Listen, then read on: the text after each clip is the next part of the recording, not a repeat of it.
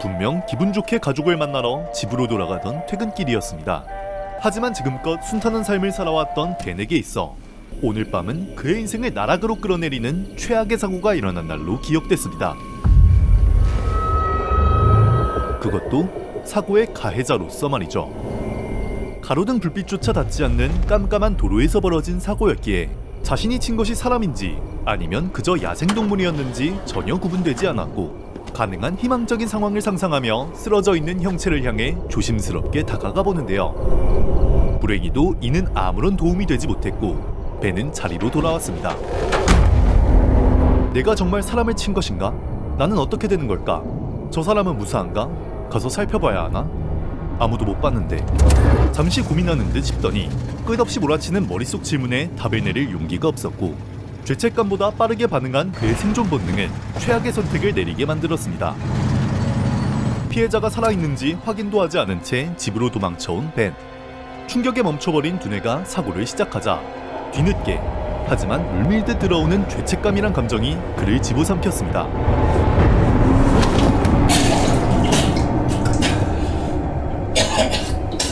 몸 안쪽에서부터 올라오는 역겨움, 손에 씻어보지만 닦이지 않는 느낌의 더러움.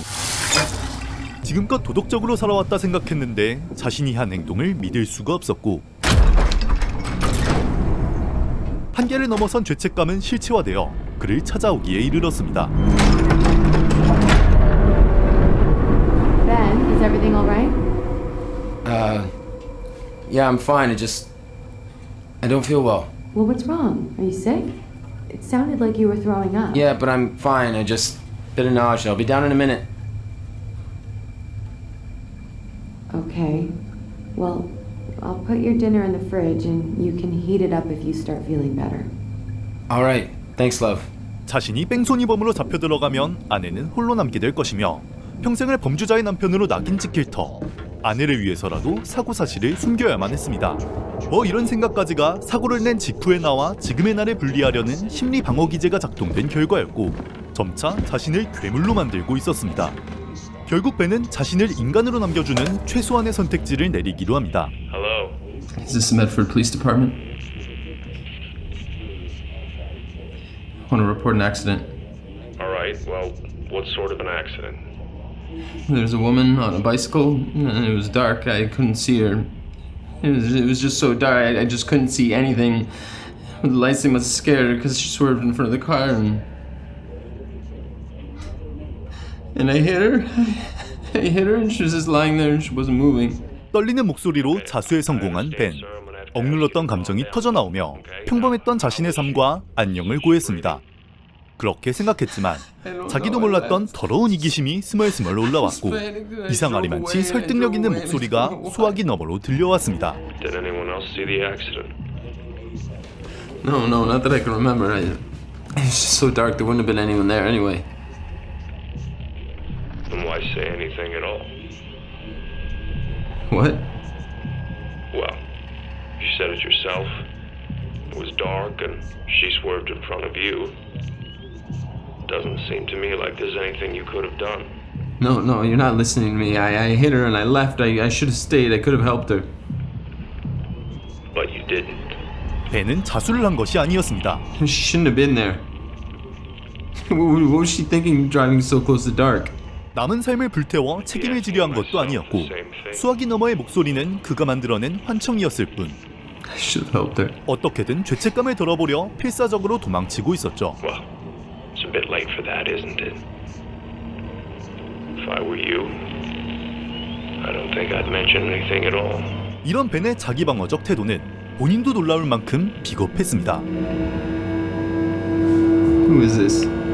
복잡하면서도 인간적인 비겁함 그 자체가 되어가고 있었죠. of Medford, as local authorities are investigating a horrible hit and run that occurred earlier this evening.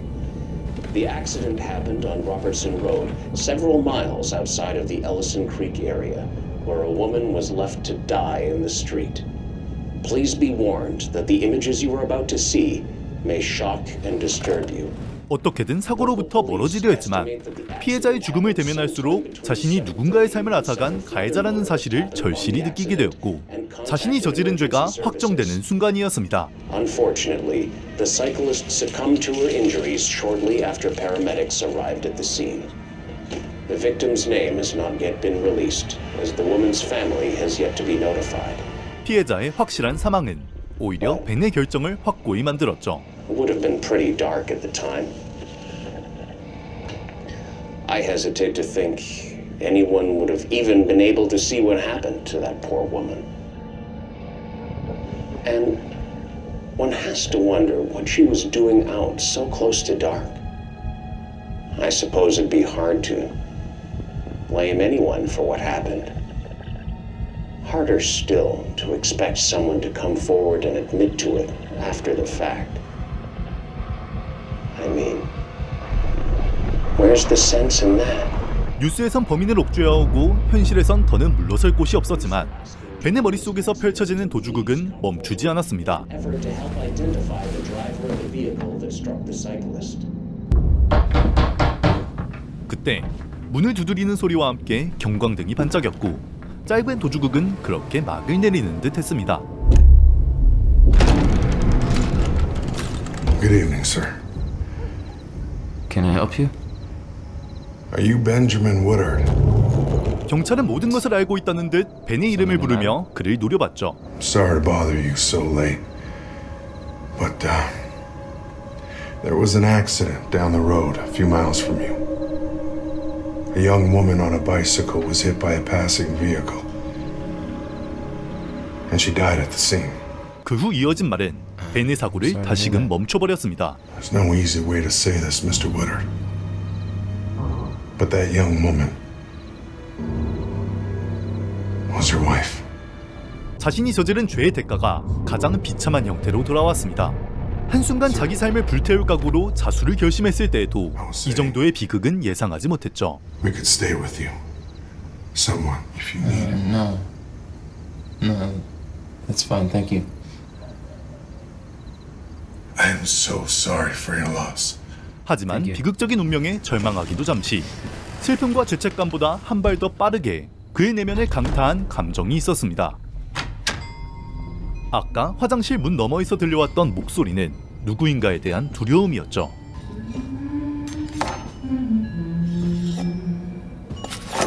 아내라고 생각한 무언가의 목소리는 부엌에서 들려오고 있었고 벤은 그제야 자신이 저지른 두 가지의 죄를 바라볼 수 있었습니다. Who was that? Nobody. Just the neighbors. What did they want? I can't remember.